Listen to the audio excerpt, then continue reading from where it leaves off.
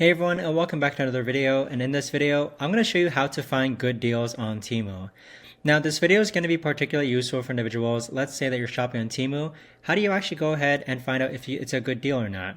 Now this video is also going to be short, sweet, and simple, guys. There's not going to be a lot of steps involved. But the way that I've been doing it is that I would first search for a certain product on Temu. So let's take, for example, this product here.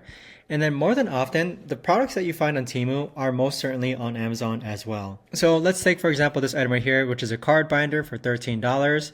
I found the same exact card binder except for a lower quality version for almost $17. So the difference is that this one here is a flap, but this one here is actually a zipper, which is higher quality. But that's simply what I do though, is I just compare the items from Temu with Amazon, and I'd say 90% of the time I can find the items cheaper on Temu as compared to on Amazon.